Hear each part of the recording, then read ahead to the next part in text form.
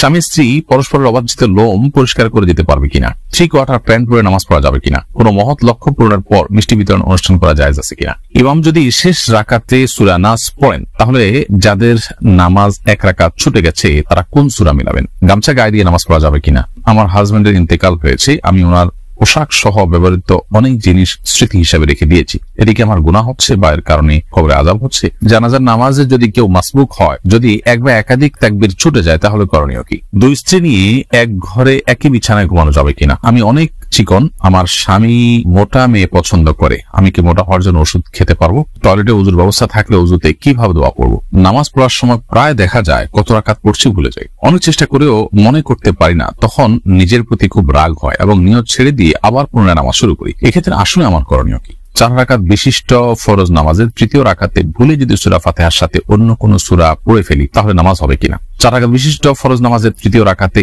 সূরা ফাতিহার পর অন্য কোন সূরা আপনি পড়ে ফেললে নামাজ হয়ে যাবে, নামাজ হবে না, ব্যাপারটা সেই লেভেলের না। কনিকা হোসাইন আপনি লিখেছেন, টয়লেটে উযুর ব্যবস্থা থাকলে উযুতে কিভাবে দোয়া পড়বো? টয়লেটে উযুর যদি ব্যবস্থা থাকে তাহলে সেক্ষেত্রে উযুর দোয়া তো টয়লেটে পড়তে পারেন না, যেহেতু আল্লাহর নাম সেখানে আছে, এই জন্য আপনি বাহিরে দোয়া পড়ে তারপর ভিতরে ঢুকে হাত দিয়ে উযু শুরু করে দিলেন, অর্থাৎ ঠিক টয়লেটের বাহির থেকে দোয়াটা পড়ে নিয়ে আপনি ভিতরে চলে গেলেন, অথবা দোয়া মনে মনে পড়লেন।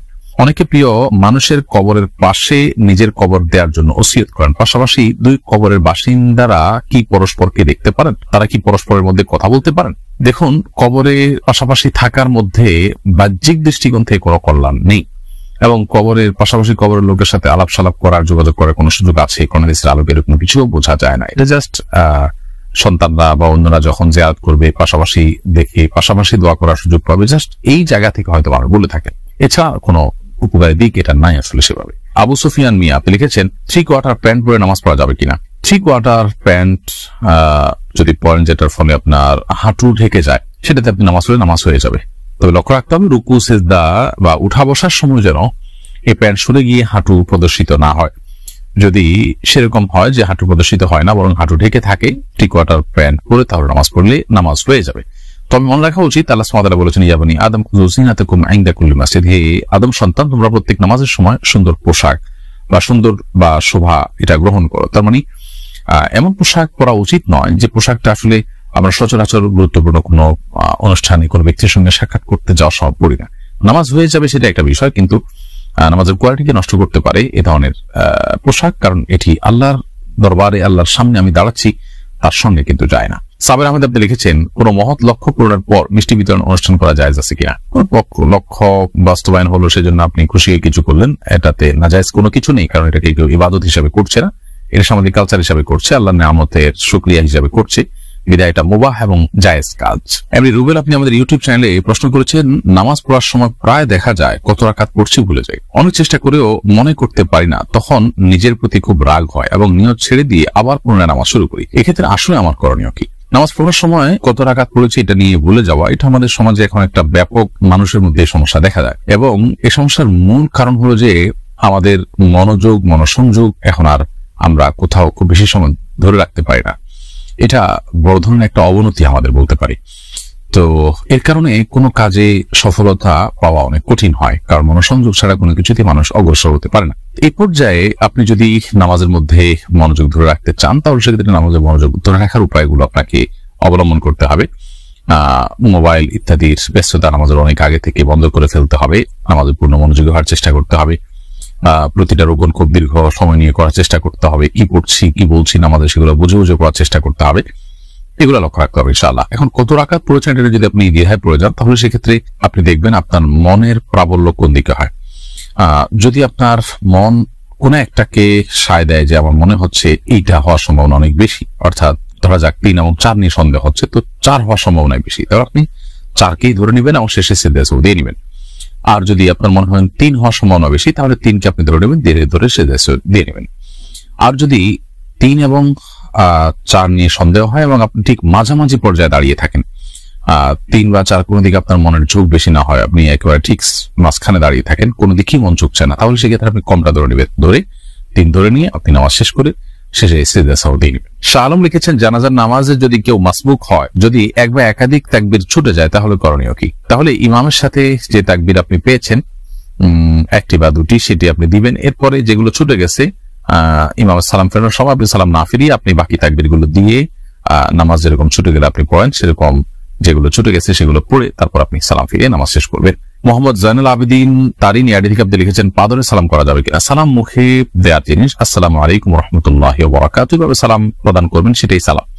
সালামের সাথে পা ধরার কোনো সম্পর্ক নেই। নুজহাত হাসান লিখেছেন আমার হাজবেন্ডের ইন্তেকাল হয়েছে, আমি ওনার পোশাক সহ ব্যবহৃত অনেক জিনিস স্মৃতি হিসাবে রেখে দিয়েছি, এদিকে আমার গুনাহ হচ্ছে বা এর কারণে কবরে আযাব হচ্ছে?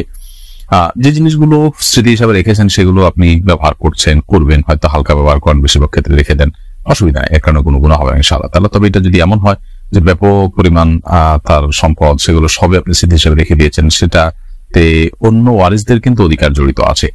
অন্য ওয়ারিসদের কাছ থেকে যদি আপনি দায় মুক্তি না নেন তাহলে সেক্ষেত্রে তাদের হক আদায়ের গুনাহটা হবে। ব্যাপারটা এরকম, আপনি পোশাক আশাকও যদি রাখেন তাহলে সেক্ষেত্রে সেই পোশাকটাও অল্প স্বল্প পোশাক, এটা আপনার ভাগে আছে বা আপনি এটা পেয়েছেন অথবা এটার অন্য কোনো দাবিদার নাই, সেই হিসাবে আপনি রেখে দিয়েছেন বা হালকা পাতলা ব্যবহার করেন, ঠিক আছে, এতটুকু হতে পারে। কিন্তু ব্যাপকভাবে সব যদি আপনি রেখে দেন, অন্য ওয়ারিসটা না জানে অথবা তাদের পারমিশন না নেন, তাহলে সেক্ষেত্রে তাদের হক এখানে আছে। মানুষ মারা যাওয়ার পর তার প্রতিটা জামা কাপড় সবকিছুতেই সব ওয়ারিসদের কিন্তু হক চলে আসে, এটা একটা ব্যাপার। আরেকটা বিষয় হলো যে অনেক কাপড় চোপড় যেটা অন্য মানুষ উপকৃত হতে পারে, গরিব মানুষ পড়তে পারে বা যে কোনো মানুষ পড়তে পারে, সেটা না পড়ে আপনি সবগুলোকে রেখে দিলেন স্মৃতি হিসাবে, সেটা অবশ্যই অপচয়ের পর্যায়ে যাবে। ফারিয়া আহমেদ আপনি দেখেছেন আমাদের এক প্রতিবেশী সপরিবারে ঢাকায় থাকেন, তাদের বাড়ির সামনে কিছু গাছ আছে যেগুলোর ফল খাওয়ার কেউ নেই, ফলগুলো পড়ে নষ্ট হয়ে যায়, সেই গাছ থেকে ফল পেড়ে খাওয়া আমাদের জন্য জায়েজ হবে কিনা? যদি গাছের ফল পড়ে নষ্ট হয়ে যায় এবং মালিক সেটা সংরক্ষণ করবার কোনো ব্যবস্থা না রাখেন, বরং ওপেন রাখেন, কোনো বেড়া না দেন ইত্যাদি, এবং বোঝা যায় তার আচরণ থেকে যে সে এগুলোর ব্যাপারে তার কোনো নেই, আগ্রহ নেই, তাহলে সেক্ষেত্রে সেটা অবশ্যই অন্যদের জন্য খাওয়া জায়েজ হবে। এভরি ফারুক আপনি লিখেছেন ইউটিউব চ্যানেলে, আমি অনেক চিকন, আমার স্বামী মোটা মেয়ে পছন্দ করে, আমি কি মোটা হওয়ার জন্য ওষুধ খেতে পারবো? পুরো সাইড থেকে সম্বন্ধে কোনো বোন আপনি প্রশ্ন করেছেন। মোটা হওয়ার জন্য, মোটাতাজা হওয়ার জন্য কোনো ঔষধ গ্রহণ করলে সেটি যদি স্বাস্থ্যের জন্য ক্ষতিকর দিক থাকে তাহলে ডেফিনেটলি সেটি গ্রহণ করা যাবে না, কারণ মানুষ নিজের স্বাস্থ্যকে ধ্বংসের দিকে ঠেলে দেওয়ার মতো কোনো কাজ করলে সেটি ইসলামের দৃষ্টিকোণ থেকে জায়েজ হয় না, সেটা গুনাহের কাজ হয়, বিদায় করা যাবে না। আবার সেই সাথেও আমাদের মাথায় রাখতে হবে যে মোটা হওয়া এটা তো আসলে কোনো ভালো জিনিস না। তুলনামূলক ভাবে খুব বেশি চিকন হলে সেটা যাতে না হয়, সেটা যদি চান কেউ, তাহলে সেক্ষেত্রে খাবার দাবার খাদ্যাভ্যাস এগুলো একটু পরিবর্তন করলেই হয়তো পরিবর্তন হতে পারে, সেই পন্থাটা আপনি অবলম্বন করতে পারেন। আর যদি কোনো ওষুধে সাইড এফেক্ট না থাকে, সাধারণত এই সমস্ত ওষুধে সাইড এফেক্ট থাকেই থাকে, যদি এরকম কিছু থাকে সাইড এফেক্ট নাই নিশ্চিত হতে পারেন আপনি, তাহলে সেটা গ্রহণ করলে কোনো অসুবিধা নেই। ইমাম যদি শেষ রাকাতে সূরা নাস পড়েন তাহলে যাদের নামাজ এক রাকাত ছুটে গেছে তারা কোন সূরা মিলাবেন? ইমাম যদি শেষ রাকাতে সূরা নাস পড়ে ফেলেন, যাদের নামাজ ছুটে গেছে তারা পরবর্তীতে সূরা নাসের আগে যে কোনো সূরাই পড়তে পারেন, এতে কোনো গুনাহ হবে না এবং তাদের নামাজও হয়ে যাবে। দুই স্ত্রী নিয়ে এক ঘরে একই বিছানায় ঘুমানো যাবে কিনা? যদি কারোর একাধিক স্ত্রী থাকে এবং তাদের সাথে একই সাথে তিনি শোন, যেহেতু শরিয়ার কোনো বিধান লঙ্ঘন হচ্ছে না এবং এদের মধ্যে পারস্পরিক পর্দাও নেই, অতএব এটি জায়েজ আছে। বাট শারীরিক সম্পর্ক করলে সেক্ষেত্রে এখানে সতরের বিধান চলে আসবে, সেই কারণে সেটির ক্ষেত্রে অবশ্যই আপনাকে শরিয়ার বিধানের আলোকে আপনাকে করতে হবে এবং সেক্ষেত্রে যদি একে অন্যের সতর দেখেন এরকম কোনো পরিবেশ তৈরি হয় তাহলে সেটা অবশ্যই নাজায়েজ এবং গুনাহ হবে। আব্দুর রহমান লিখেছেন গামছা গায়ে দিয়ে নামাজ পড়া যাবে কিনা? নামাজ তো হয়ে যাবে, কিন্তু অবশ্যই ত্রুটিপূর্ণ হবে, নামাজের কোয়ালিটি নষ্ট হবে, কারণ আপনি গামছা গায়ে দিয়ে নিশ্চয়ই গুরুত্বপূর্ণ ব্যক্তির সঙ্গে সাক্ষাৎ করতে যাবেন না, এটা আপনার নামাজের যে মর্যাদা সেটাকে নষ্ট করে। স্বামী স্ত্রী পরস্পরের অবাঞ্ছিত লোম পরিষ্কার করে দিতে পারবে কিনা? যেহেতু স্বামী স্ত্রীর মধ্যে কোনো পর্দা নেই, বিধায় তারা যদি কেউ একে অন্যকে এই কাজটি করে দিতে চান, বিশেষ করে বার্ধক্যে বা অসুস্থ হয়ে গেলে প্রয়োজন হয়, বা স্বাভাবিক অবস্থা যদি করে দেন সেটি কোনো গুনাহের বিষয়।